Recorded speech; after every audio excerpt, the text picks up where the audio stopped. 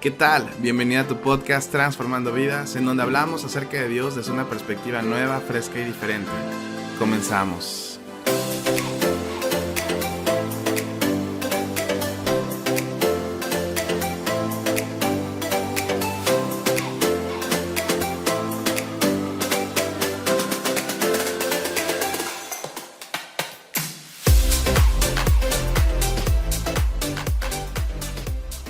¿Qué tal, mi querido amigo? Bienvenido a tu podcast Transformando Vidas. Y bueno, ya estamos en el cuarto episodio de esta serie de milagros y enseñanzas de Jesús.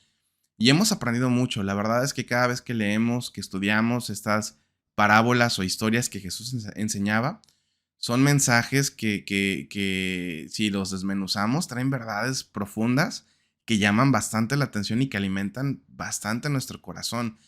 Y son mensajes importantes, son mensajes necesarios que tenemos que escuchar y que a través de estas historias podemos entenderlas un poco mejor.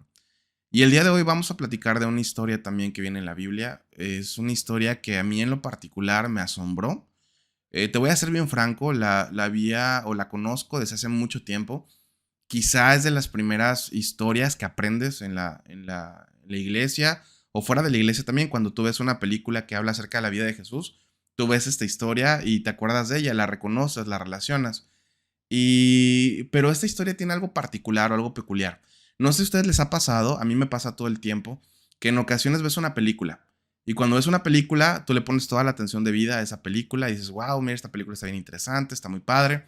Terminas de verla, le entiendes, todo padrísimo, ¿no? Pero luego la vuelves a ver meses después o un año después y cuando la vuelves a ver dices, no me había dado cuenta de este detalle. Oye, ¿a poco pasaba esto, no? Entonces te das cuenta en la segunda ocasión de cosas que no te habías dado cuenta en la primera ocasión que la viste.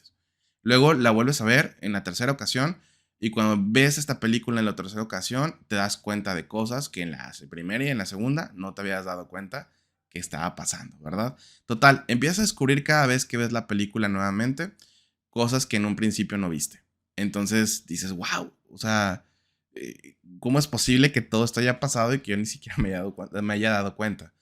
Y con esta historia sucede algo similar.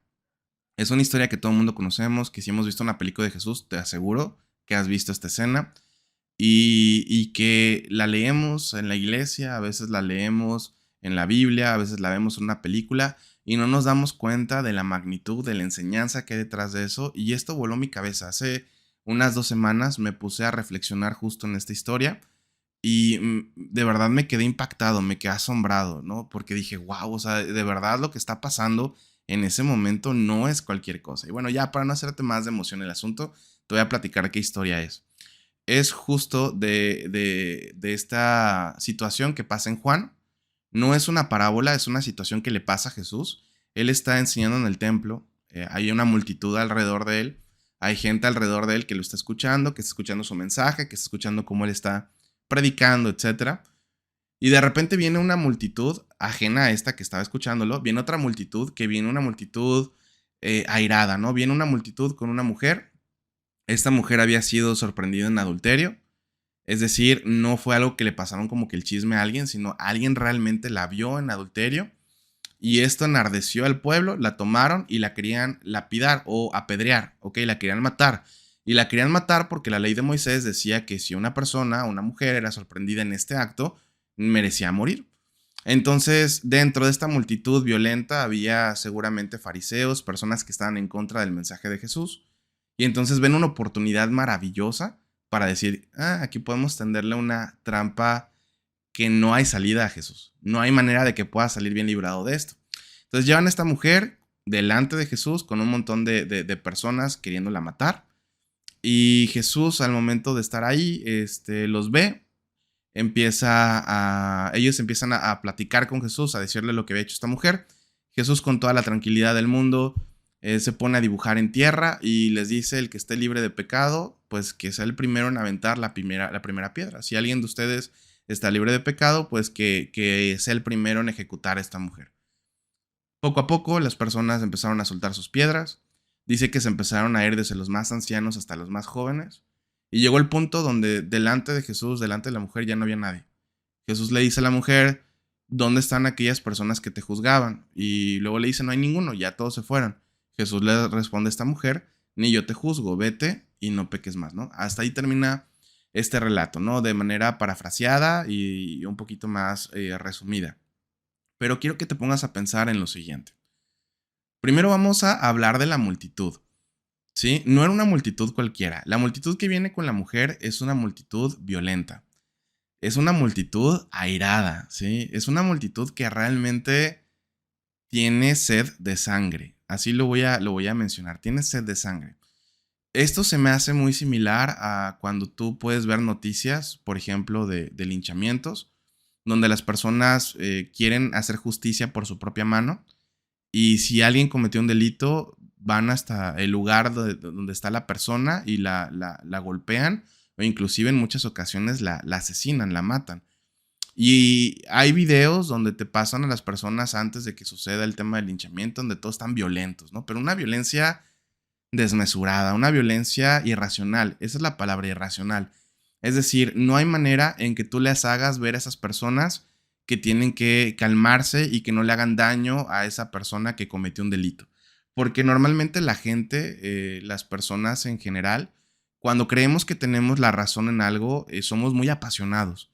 Y para que alguien nos saque de esa verdad, y lo voy a poner entre comillas, es complicadísimo. Entonces, estas personas que cometen delitos, ante la ley obviamente cometieron un delito, y el pueblo cree que tiene la causa justa tal cual para poder hacer justicia por su propia mano y asesinar a esta persona. Entonces, no hay argumento en ese momento cuando tú ves esos videos que pueda detenerlos. Es más, tú ves a los policías cerca del lugar, alrededor de las personas, y no se involucran, no se meten, y no se meten porque el pueblo está tan enardecido que si ellos se llegan a meter, inclusive les puede costar también a ellos la vida. Si una persona en ese momento les dice, calma pueblo, no hagan esto, probablemente a esta persona que dijo eso también le toque morir, ¿no? La gente empezaría a decir, tú los estás defendiendo, seguramente uno es amigo tuyo, y empieza toda la violencia también en contra de él. Entonces es una situación complicada, es una multitud enardecida, y es una multitud con sed de sangre, ¿sí? Porque cuando traen a esta mujer a Jesús, la traen y la traen seguramente a lo mejor golpeada, seguramente ya la traen de un camino donde la encontraron y la traen con insultos y la avientan casi casi delante de Jesús, ¿no? Y esta gente ya tiene una piedra en la mano. Ya nada más está esperando la instrucción a lo mejor de los fariseos o de algún líder de los que tenía ahí para decir, avienten la piedra y todos los van a matar, ¿sí? O sea, esta gente no se va a tocar el corazón, no va a pensar tantito en la mujer, de que tiene familia, de que no tiene familia, de que a lo mejor se equivocó. Y lo que va a hacer es, la va a asesinar, la va a matar. Es una multitud violenta, es una multitud irracional completamente, es una multitud que quiere sangre, ¿sí? Es una multitud que tiene la piedra en la mano y que no va a durar ni un minuto, dudar ni un minuto para que pueda aventarla en contra de la mujer. Entonces, esa multitud es la que llevan a Jesús, ¿ok? Entonces, ahora tenemos a Jesús enseñando en el templo, Jesús está hablando acerca de Dios, acerca del reino, como lo hemos platicado, y de repente llegan a esta multitud y le dicen, mira, esta mujer es adúltera, mira, esta mujer la cacharon o la encontraron en el pecado de adulterio, y la ley de Moisés dice que debe de morir apedreada. ¿Tú qué dices, Jesús, no? Y esa es una trampa perfectamente hecha, ¿ok? Y eso es también algo que a veces no pensamos o no analizamos con detalle. ¿Por qué era tan perfectamente hecha? Jesús decía que él no vino a ir en contra de la ley, sino a cumplirla, ¿no? Entonces la ley de Moisés decía, tienes que matar a la mujer, ¿ok? Pero por otro lado, Jesús también tenía un mensaje de misericordia, donde hablaba del amor, hablaba del perdón, hablaba de esperanza, hablaba de salvación.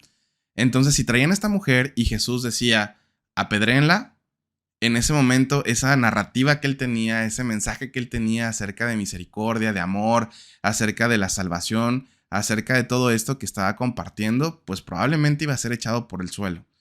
Pero por otro lado, si decía, no la maten, si por otro lado decía, no avienten la piedra, no, ¿saben qué? Perdonan a esta mujer, y defendía su narrativa de amor, lo que iba a suceder en ese momento es que las personas iban a decir, este hombre va en contra de la ley de Moisés.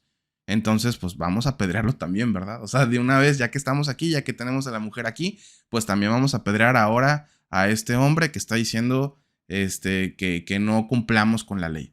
Entonces era una trampa perfecta. Y yo quiero que te imagines estar por un momento en el lugar de Jesús, ¿sí?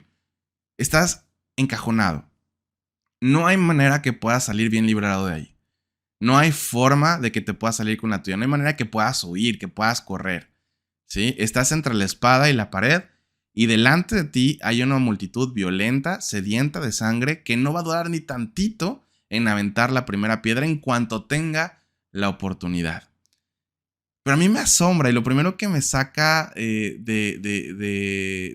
mis casillas o lo primero que me saca de mi confort en esta narración es que dice que Jesús se puso a dibujar en la tierra o empezó a escribir algo en la tierra. Y yo me quedé pensando y dije, si yo estuviera enfrente de una multitud tan violenta que quiere sangre, que está llena de piedras y yo estoy entre la espada y la pared, lo que menos me pondría a hacer era dibujar o escribir en la tierra o en la arena, ¿no? Yo estaría levantando, lo primero que haría sería levantarme y estar muy nervioso tal vez y buscar bien qué contestar, buscar bien qué decir y muy preocupado porque probablemente me iban a quitar la vida o si no me iban a quitar la vida iba a fallar o iba a decir algo que no tenía que decir, o sea, demasiada presión en ese momento para Jesús. Pero Jesús, lejos de sentirse nervioso, lejos de tener una reacción, lo voy a decir así, humana, lejos de tener una reacción que todo el mundo hubiera esperado, como de levantarse, de ponerse nervioso, él empieza a dibujar en la tierra. Yo de verdad, cuando escuché esto y cuando me puse a pensar, dije, ¿qué? Es que eso no tiene sentido, no entiendo por qué lo hizo, ¿no? Pero aquí te das cuenta de la calma con la que Jesús estaba tomando la situación. Entonces estos hombres comienzan a hablar y seguramente hay algún dirigente por ahí que siempre en esos momentos hay alguien que enardece más al pueblo, ¿no? El pueblo de por sí está enardecido, pero está esa voz de la persona que habla y que hace todavía más complicadas las cosas, ¿no? Entonces este hombre empieza a decir, a ver Jesús, ¿no? Esta mujer fue sorprendida en adulterio, ¿qué tenemos que hacer? La ley de Moisés dice que la apedreemos. Y cuando leemos o escuchamos a veces en las películas esta narración, yo siento que a veces lo escuchamos como muy neutro, ¿no? Como si le fueran a pedir a Jesús un consejo. Como, oye Jesús, ¿qué hacemos con esta mujer, no? ¿La apedreamos o tú dinos qué hacemos, no? Pero realmente quiero que te imagines que la narrativa no era así. O sea, la narrativa era, Jesús, a ver, tú dices y compartes un mensaje de misericordia, ¿verdad? Tú estás ahí hablando de esperanza, de salvación. A ver, tú dime. Sí, esta mujer, la ley de Moisés dice que tiene que morir. Entonces, ¿la vas a cumplir o no la vas a cumplir? Digo, porque tú eres el que estás predicando que vas a cumplir la ley. Entonces, pues avienta la piedra, ¿no? También tú, aquí está una piedra, te la doy. Esa era más o menos la intención o la actitud con la que venía este pueblo. Entonces, en medio de esta situación, Jesús termina de dibujar, termina de escribir, se pone de pie. Y cuando se pone de pie, los voltea a ver y les dice, el que esté libre de pecado, que aviente la primera piedra. O que arroje la primera piedra. Y acto seguido, toda la gente que estaba alrededor de Jesús y alrededor de la mujer, dice la Biblia que acusados por sus propios pensamientos, comienzan a tirar las piedras y comienzan a retirarse. Y dice, y es muy específica porque habla de que primero fueron los ancianos y después fueron los más jóvenes. Pero a mí lo que me asombra es que Jesús en ese momento utilizó 11 palabras que salvaron vidas. 11 palabras que salvaron vidas.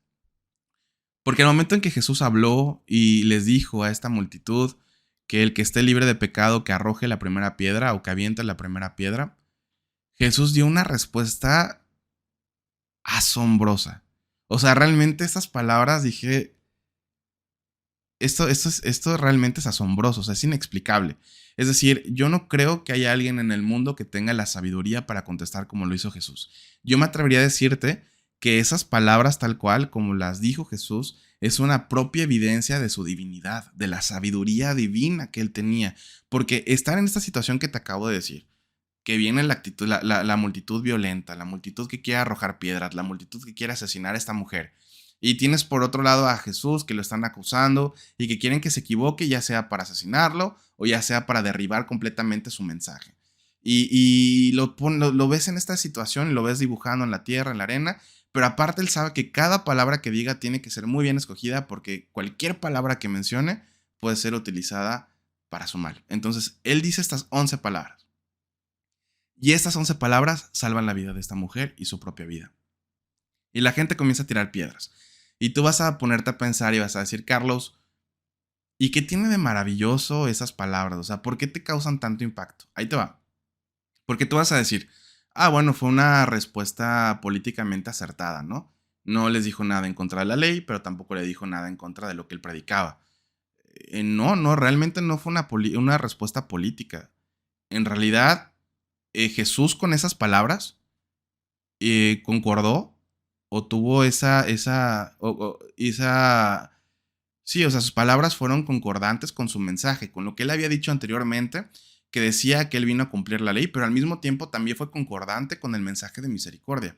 Ahí te va. Jesús dice, el que esté libre de pecado que arroje la primera piedra. No los está diciendo, no cumplas con la ley de Moisés. No les está diciendo, la ley de Moisés está equivocada, no la cumplas, no tenemos que matar a esta mujer. Lo que Jesús está diciendo es cierto, la ley de Moisés dice eso. Adelante, maten a esta mujer, pero que el primero que sea capaz de emitir un juicio sea la persona que nunca haya pecado. ¿Quieren cumplir la ley? Vamos a cumplirla, pero que el primero que sea capaz de cumplir la ley y decir yo nunca he pecado, que sea el primero en arrojar la primera piedra.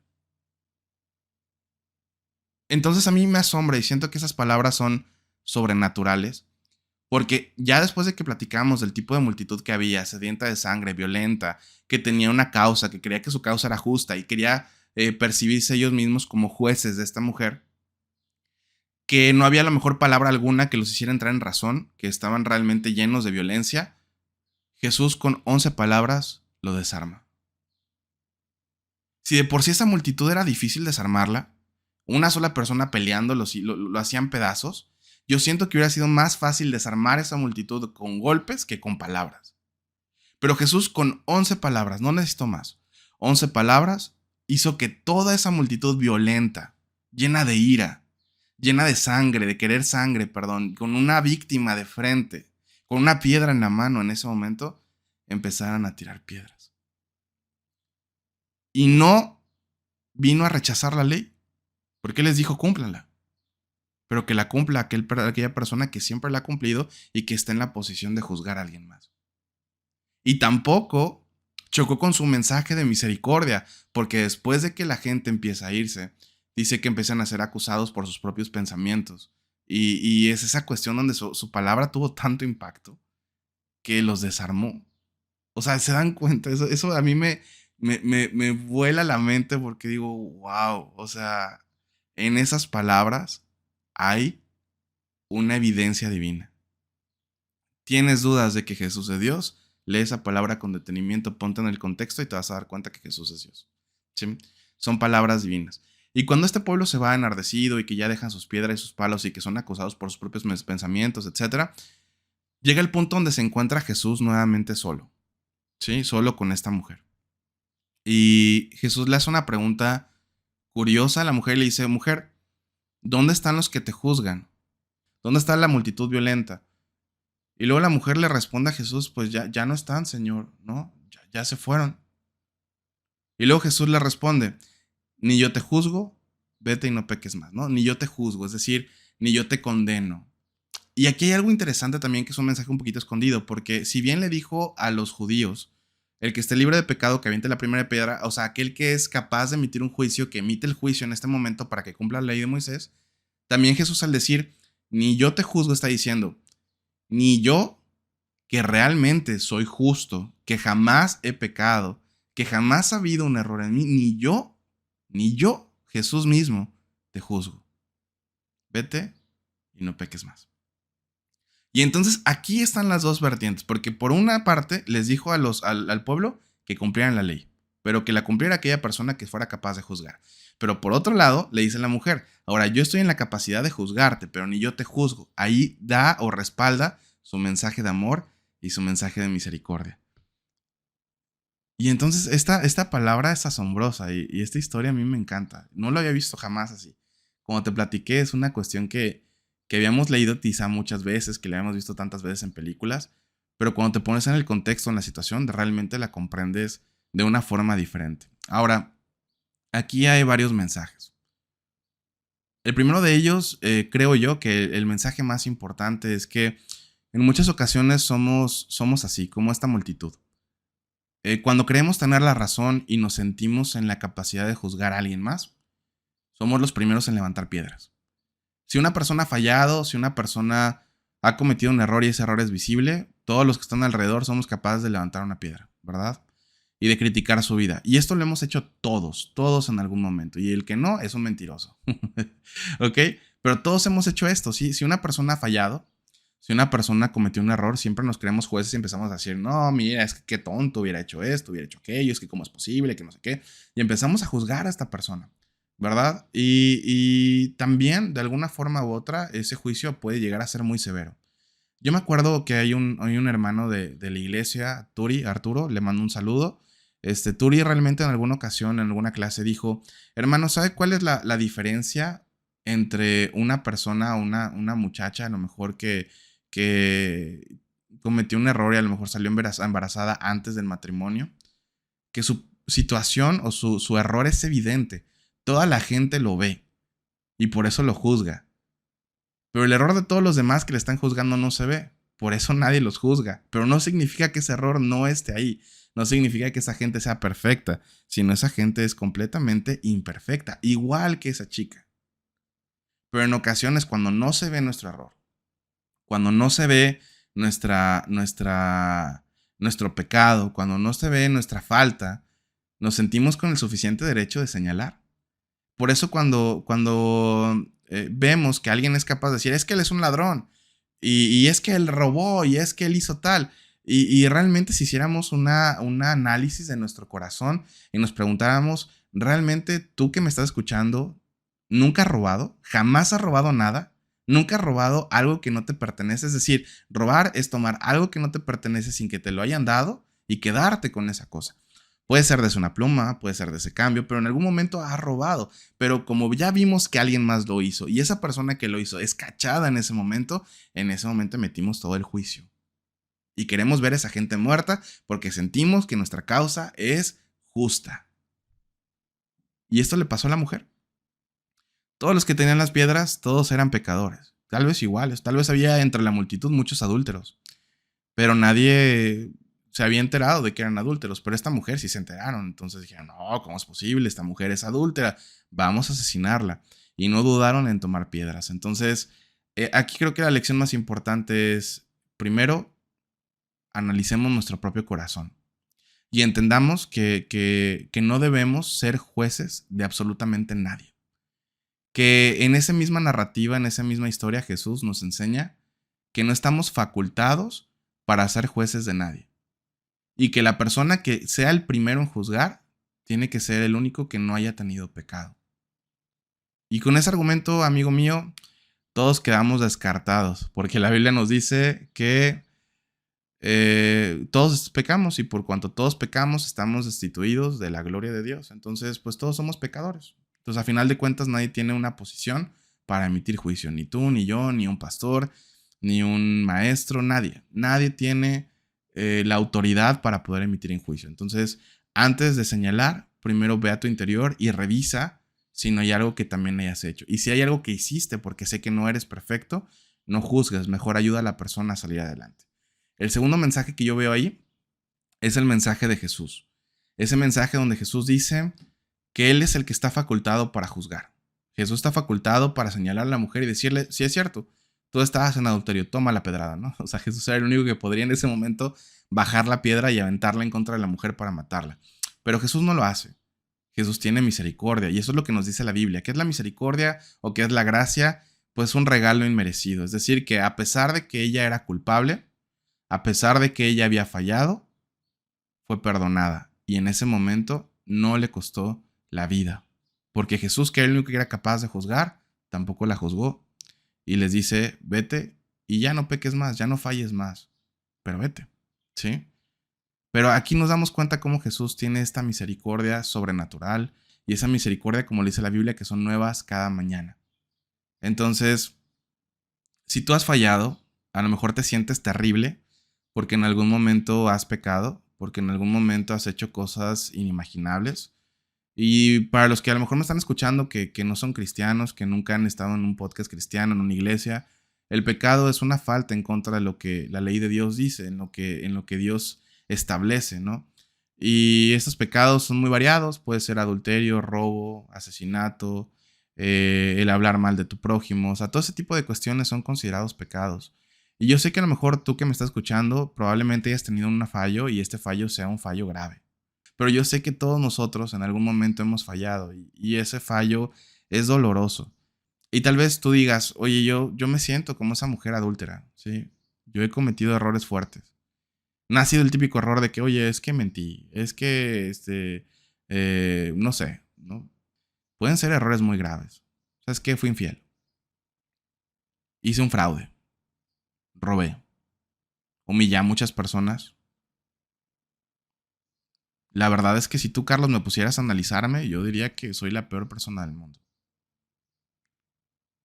Si tú te sientes así, créeme que no eres el único. Muchos en este audio seguramente se sienten así. Yo mismo me he sentido así. Pero aquí nos enseña que esta mujer que había cometido uno de los peores pecados, insultos, faltas, delante de toda la gente, incluso hasta hoy en día, que llega a ser algo escandaloso, Jesús tiene misericordia de ella. Y lejos de verla con juicio, lejos de verla con ira, con rencor, como lo veía el pueblo, enardecido, lo ve con mucho amor. Y le dice, ni yo te juzgo, ni yo te condeno. Jesús te dice el día de hoy, ni yo te condeno. Yo sé lo que hiciste, yo sé que fallaste, yo sé que cometiste un error, yo sé que cometiste un pecado, pero ni yo te condeno. Como lo decíamos en la lección o en el episodio 2 de esta serie de Milagros y Enseñanzas de Jesús, papá te quiere en casa. Él está esperando que vuelvas y ni él te condena. Entonces, amigo, si eres imperfecto, estás en el lugar correcto porque todos los que estamos escuchando, yo que te estoy hablando, soy completamente imperfecto.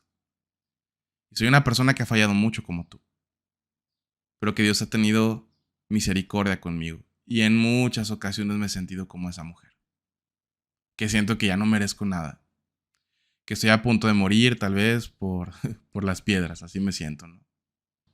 Porque he fallado muchísimo, porque he cometido muchos errores y porque siento que ya toda la paciencia de Dios acabó conmigo. Pero cuando me encuentro en ese lugar, justo a punto de ser apedreado, a punto de darme por vencido, vienen esas palabras de Jesús, llenas de amor, llenas de misericordia y no de juicio, que me dice, te amo. Entonces, amigo, ese es el mensaje que hay detrás de esta situación. No es una parábola, no fue una historia que hizo Jesús, fue algo que pasó. Y por eso le puse como título a este episodio, las 11 palabras que salvan vidas.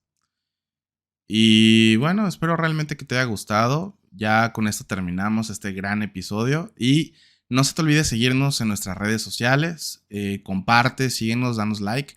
Ayúdanos a seguir haciendo este contenido, haciendo este tipo de audios, de podcast para que lleguemos a más personas. Y la verdad, la única intención es poder ser ese ánimo, esa bendición para la gente. Entonces, bueno, muchas gracias por conectarte y pues nos escuchamos en un siguiente episodio de tu podcast, Transformando Vidas.